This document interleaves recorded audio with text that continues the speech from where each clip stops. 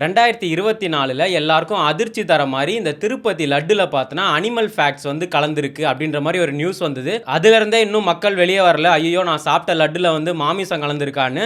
அந்த நியூஸ் முடியறதுக்குள்ள பார்த்தனா நீங்க சாப்பிட்ட லட்டுல பார்த்தனா நெய்யே இல்லை, அது வெறும் பாம் ஆயில் தான். இந்த திருப்பதியில நெய்யில ஊழல் பண்ணியிருக்காங்கன்ற மாதிரி நியூஸ் வந்திருக்கு. அதுல எப்படி ஊழல் பண்ணியிருக்காங்க, அது பின்னாடி யாரெல்லாம் இருக்காங்கன்ற மாதிரி இந்த வீடியோல ஃபுல்லா பார்ப்போம். செப்டம்பர் 2024 ஒரு டெஸ்ட் ரிப்போர்ட் ஒன்று வருது. திருப்பதி லட்டை வந்து சோதனை பண்ணதுல அனிமல் ஃபேட் வந்து கலந்துருக்கு, அதுவும் கவு அப்படின்ற மாதிரி சொன்னாங்க. அதுக்கே வந்து பயங்கரமா எல்லாம் கொந்தளிச்சிட்டாங்க. ஐயோ என்னடா இது, நான் சாப்பிட்ட லட்டுல மாமிசமா, அதுவும் இந்த பிராமின்ஸ் வந்து அச்சுச்சோ ஈஸ்வரா அப்படின்ற மாதிரிலாம் பிரச்சனை பண்ணாங்க. அப்போ வந்து அது பயங்கர இஷ்யூ ஆச்சு. அப்போ பார்த்தோன்னா ஒய்எஸ்ஆர் காங்கிரஸ் தான் ஆட்சியில் இருந்தது. இந்த ஜெகன்மோகன் ரெட்டி அவர் இருந்தார். அவரை எதிர்த்து வந்து இந்த பவன் கல்யாண், சந்திரபாபு நாயுடுலாம் வந்து பயங்கரமாக குரல் கொடுத்துருந்தாங்க. பவன் கல்யாண்லாம் அதை ஒரு ஸ்ட்ராட்டஜிக்கல் மூவாக எடுத்து அப்போ எலெக்ஷன் அப்போலாம் ப்ரொடெஸ்ட் பண்ணார். ஒரு 11 நாள் பார்த்தோன்னா திருப்பதி கோயிலில் இருக்க படியில் மஞ்சள்லாம் பூசிட்டு இருந்தார். இதை வந்து பரிகாரம் பண்ணுற மாதிரி அப்படின்ற மாதிரிலாம் சொன்னார். அப்போ ஜெகன்மோகன் ரெட்டியும் சொல்லியிருந்தாரு, சந்திரபாபு நாயுடு வந்து மக்களோட நம்பிக்கையில் விளையாட பார்க்குறாரு, இதெல்லாம் நடக்காது அப்படின்ற மாதிரி சொன்னார். அதுக்கு ஜெகன்மோகன் ரெட்டி வந்து இவர் வந்து இதை மறைக்க பார்க்குறாரு அப்படின்ற மாதிரி அது ஒரு பயங்கர பொலிட்டிக்கல் மூவாக போச்சு. அப்போ இந்த கேஸ் வந்து சுப்ரீம் கோர்ட் கிட்ட போச்சு. சுப்ரீம் கோர்ட் வந்து சிபிஐ மூலியமா ஒரு தனிப்படை வச்சு இந்த கேஸை விசாரிங்கன்ற மாதிரி சொன்னாங்க. இப்போ சிபிஐ பார்த்தோன்னா ஒரு ஷாக்கிங் நியூஸ் கொடுத்துருக்காங்க. 2019 2024 வரைக்கும் திருப்பதியில செஞ்ச லட்டுல நெய்யே இல்லை. நெய் ஏன் ஒரு துளி பால் கூட சேர்க்கல, பாலே சேர்க்காம வந்து இவங்க லட்டை உருவாக்கி இருக்காங்க. அதனாலே பார்த்தோன்னா ஒரு 250 கோடி கிட்ட ஊழல் நடந்திருக்குன்ற மாதிரி இப்போ ஒரு ஷாக்கிங் நியூஸ் கொடுத்துருக்காங்க. இந்த ஊழலுக்கு பின்னாடி யாருன்னு பார்த்தோன்னா உத்தரகாண்ட்ல ஒரு கம்பெனி இருக்கு, போலே பாபா ஆர்கானிக்னு. அவங்க வந்து 2018 பார்த்தோன்னா இந்த திருப்பதியால பிளாக் லிஸ்ட் பண்ணப்பட்டிருக்காங்களாம். எதனாலனா அவங்களோட நெய் வந்து குவாலிட்டியா இல்லை அப்படின்னு பிளாக் லிஸ்ட் பண்ணப்பட்டிருக்காங்க.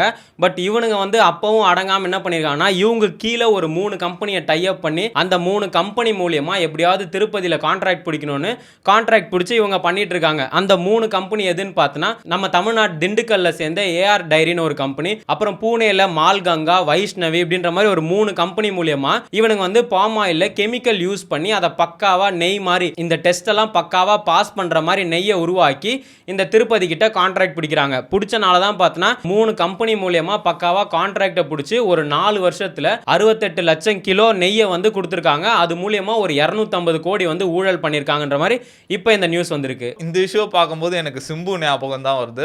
ஒரு ஃபேமஸான ஒரு ப்ரெஸ் மீட் இருக்கும். ஏன்டா மாட்டு காலை கட்டி அந்த பாலை கறந்து ஸ்டார் பக்ஸில் உட்காந்து பெரிஸ்டா குடிச்சிட்டு பேச்சுறா அந்த மாதிரி தான் இருக்குது. அந்த ஃபஸ்ட்டு 2024 வந்த பிரச்சனையே என்னென்னா, இந்த மாதிரி மாட்டோட ஃபேட்டெல்லாம் இருக்குது அப்படின்ற மாதிரி தான். அந்த நெய்யும் மாட்டிலேருந்து தான் வருது, பாலும் மாட்டிலேருந்து தான் வருது. அந்த பாலை குடிப்போம், ஃபேட்டை குடிக்க மாட்டிங்களா அப்படின்ற மாதிரி இருக்குது. நான்வெஜ் சாப்பிட மாட்டோம், வெஜ்ஜு சாப்பிடுவோம்னு சொல்கிற கம்யூனிட்டி பிராமின் கம்யூனிட்டி.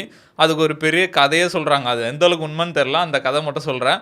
அவங்க வந்து ஒரு காலத்தில் வந்து குதிரெல்லாம் சாப்பிடுவாங்களாம். அவங்க வந்தாலே விரட்டி விட்டுருவாங்களாம், ஊருக்கார மக்கள்லாம் வராதிங்க போங்கன்ட்டு. நம்மளை இப்படி பண்ணுறாங்களே, நம்மளும் முன்னேறணும் அப்படின்ற மாதிரி இன்னுமேட்டு நம்ம பக்கா டிசிப்ளினாக இருக்கணும், நான்வெஜ் எதுவுமே சாப்பிடக்கூடாது, வெஜிடேரியன் தான் சாப்பிடணும், அப்படி தான் அவங்களுக்கு அந்த பழக்கம் வந்தது அப்படின்ற மாதிரி கதைலாம் இருக்குது. அது எந்த அளவுக்கு உண்மைன்னு தெரில. அவங்களும் பால் அதெல்லாம் சாப்பிட தான் செய்கிறாங்க, நெய் அந்த மாதிரிலாம். அதெல்லாம் சாப்பிடுவீங்க, மாட்டு ஃபேட்டு மட்டும் சாப்பிட மாட்டிங்களா அப்படின்ற மாதிரி அந்த கான்ட்ரவர்சிலாம் வரும்போது இதை பார்க்கும்போது இவனுங்க ஃபுல்லாக க்ரீடோட பண்ணியிருப்பாங்கன்னு நினைக்கிறேன். நம்ம அதிகமாக லாபம் சம்பாதிக்கணும், பொறுமை இல்லாமல் திருப்பதியிலலாம் கான்ட்ராக்ட் கிடைக்கிறதே பெரிய விஷயம். எவ்வளோ கிலோ நெய் கான்ட்ராக்ட் கிடச்சிருக்கு, அது கூட அவனுக்கு பத்தாமல் இன்னும் நிறையா சம்பாதிக்கணும் அப்படின்ற மாதிரி ஒரு சொட்டு பால் கூட இல்லாமல் ஃபுல்லாக அந்த கெமிக்கல்ஸு அதுலேயே வந்து நெய் பண்ணியிருக்கானுங்க.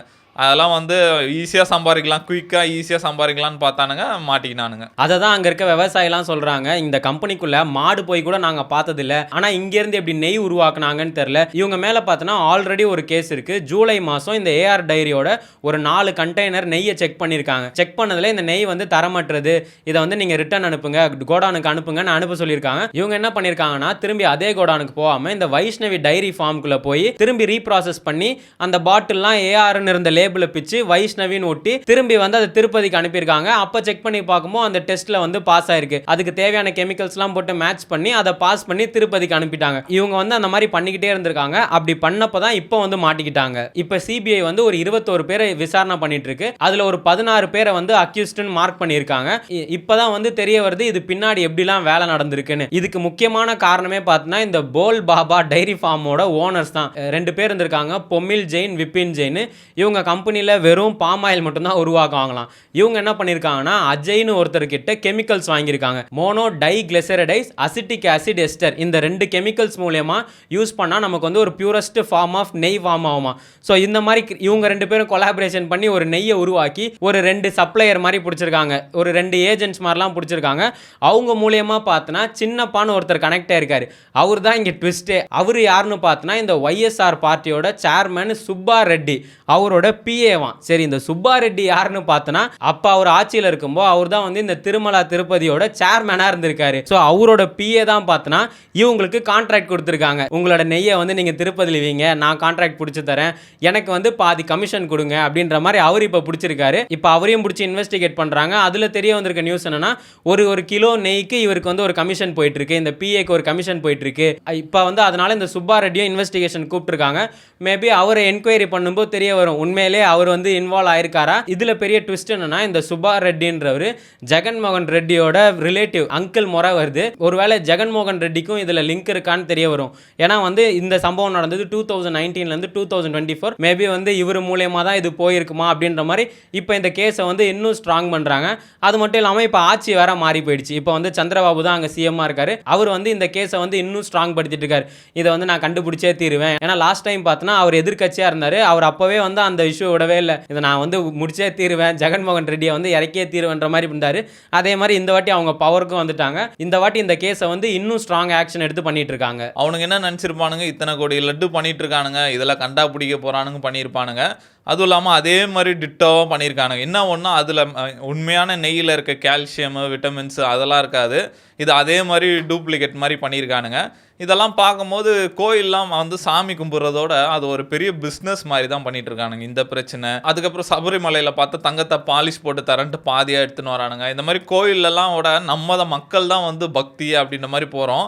அங்கே இருக்கவங்கலாம் வந்து இது ஒரு பிஸ்னஸ் மாதிரி தான் பார்த்துட்டு இருக்கானுங்க. கோயில்னு இல்லை, கோயிலாக இருக்கட்டும், ஹாஸ்பிட்டலாக இருக்கட்டும், அங்கெல்லாம் போயிட்டோன்னா அடிச்சு பிடுங்குறானுங்க காசு. என்னடா இவ்வளோ காசு வாங்குறீங்க, நம்மளுக்கு ஒன்றும் தெரியக்கூட மாட்டேங்குது உண்மையாக தான் பண்ணுறானுங்களா இல்லையான்ட்டு அந்த டெஸ்ட் இந்த டெஸ்ட்னு காசு உருவிட்டுறானுங்க.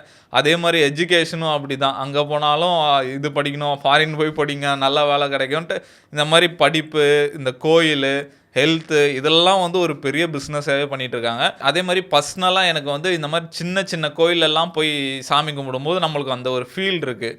இந்த மாதிரி பெரிய பெரிய கோயிலில் போய் கும்பிடும்போது அந்த ஃபீலே இருக்க மாட்டேங்குது. எதனாலும் தெரில. கடவுள் வந்து என்ன இவனுங்க என்னை வச்சு சம்பாரிச்சுன்னு இருக்கானுங்கன்னு நினைக்கிறாரா என்னன்னு தெரில.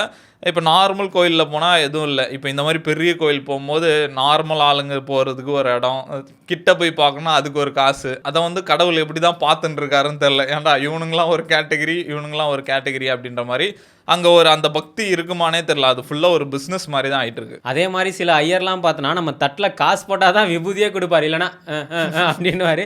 அந்த அளவுக்கு வந்து இப்போ கோயிலெலாம் ஃபுல் பிஸ்னஸ் தான். நம்மக்கிட்ட காசு இருந்தால் தான் அட்லீஸ்ட் கடவுளை கொஞ்சம் நேரம் நின்னாச்சு பார்க்க முடியலன்னா போ போ போ போ என்ன முக்கியமான பேப்பர் இல்லை அப்படின்ற மாதிரி நம்மளை அனுப்பி விட்டுட்டே இருப்பாங்க. அந்த மாதிரிலாம் போய் கும்பிடணும்னு அவசியமே இல்லைன்னு நினைக்கிறேன். நம்ம வீட்டிலே இருந்து கூட மனசார கடவுளை கும்பிட்டாலே போதும். கடவுள்ன்றது ஒரு பயம்தான்.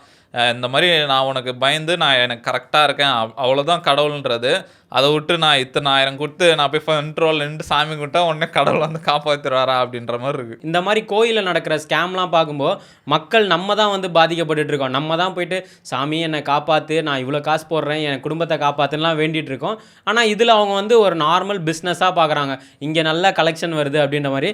ஏன்னா திருப்பதிலாம் பார்த்தோன்னா ஒரு சாதாரண கோயிலே இல்லை. தினசரியாக ஆவரேஜாக பார்த்தோன்னா ஒரு 60,000 பேர்லேருந்து 80,000 பேர் வந்து அந்த கோயிலை விசிட் பண்ணுறாங்க. அது மட்டும் இல்லாமல் அந்த உண்டியலில் போடுற காசை பார்க்கணும். எனக்கு தெரிஞ்ச ஒரு அண்ணாவே பார்த்தனா அவரோட ஃபர்ஸ்ட் மாதம் சம்பளத்தை எடுத்துகிட்டு போய் உள்ளே போட்டாருன்னாரு. அதெல்லாம் கேட்கும்போது எப்படி இந்த அளவுக்கு சாமி மேலே நம்பிக்கை இருக்குன்னு தெரியல. அதே மாதிரி 2024 திருப்பதியோட உண்டியல் கலெக்ஷன் மட்டும் பார்த்தனா 1365 கோடியா. இதை கேட்கும்போது எவ்வளோ பெரிய அமௌண்ட்டு, இங்கே நாட்டில் ஒன்றுமே இல்லைன்னு மக்கள்லாம் வேதனைப்பட்டு இருக்காங்க. ஆனால் அந்த கோயிலில் மட்டும் பார்த்தனா காசு கொட்டிகிட்டே இருக்கு. அதை தான் வந்து எல்லாரும் கிண்டலாக சொல்லுவாங்க. உலகத்திலே பணக்கார கடவுள்னு பார்த்தனா திருப்பதியில் இருக்க வெங்கடாச்சலம் தான். ஆனால் அவர் பார்த்தனா கடன் வாங்கிட்டு மலைக்குள்ளே ஒளிஞ்சிட்டு இருக்காரு, குபேரங்கிட்ட கடன் வாங்கியிருக்காரு அப்படின்ற மாதிரிலாம் சொல்லுவாங்க. அந்த கடனை மீட்கிறதுக்கு தான் மக்கள்லாம் வந்து காசை போட்டுட்டு இருக்காங்க. நம்ம இந்த மாதிரி வேண்டுதலை காசு போட்டுட்டு இருக்கோம். எவனோ ஒருத்தன் அழகாக கெமிக்கல் வச்சே நெய்யின்னு உருவாக்கி நமக்கு லட்டாக பிடிச்சி கொடுத்துட்டு இருக்கான். அது கூட நம்ம அந்த லட்டை ஒரு நார்மல் சாப்பிட்ற பொருளாக இல்லாமல் இப்போ நம்மளே இந்தரா திருப்பதி லட்டுன்னா தேவுடா கோவிந்தா அப்படின்னு சொல்லிட்டு தான் சாப்பிடுவோம். நம்ம அந்த அளவுக்கு பயபக்தியோடு இருக்கோம். இவனுங்க வந்துட்டு நெய்யா அவனுக்கு என்ன கேட்க போகிறானுங்க, நீ கலக்கு கெமிக்கலை கலக்கு அப்படின்ற மாதிரி கொடுத்துட்டு இருக்காங்க. அதுவும் இல்லாமல் அந்த திருப்பதி லட்டே பார்த்தோன்னா நார்மல் பிரசாதம் மாதிரி கொடுக்க மாட்டாங்க. ஒரு லட்டே வந்து 50 ரூபா, ஒரு சின்ன லட்டு 50 ரூபா, பெரிய லட்டு ஒரு 75 ரூபா அந்த மாதிரி இருக்கும். அதுவும் ஒரு லட்டு பார்த்தோன்னா ஒருத்தருக்கு 2 அந்த மாதிரி தான் தருவாங்க. அதுக்கு நீ ஆதார் கார்டெல்லாம் கொடுக்கணும். உனக்கு வந்து ஒரு ஆதார் கார்டை ஸ்கேன் பண்ணிட்டு ஒரு 2 லட்டு தான் நீ வாங்கிக்க முடியும். அந்த அளவுக்கு ஸ்ட்ரிக்டாக பண்ணுற ப்ராசஸில் ஒருத்தன் அசால்ட்டாக உத்தரகண்டில் உட்காந்து கெமிக்கலை மிக்ஸ் பண்ணி ஒரு 4 வருஷமாக அவங்களையும் ஏமாற்றி மக்களையும் ஏமாற்றிட்டு இருந்திருக்கான்.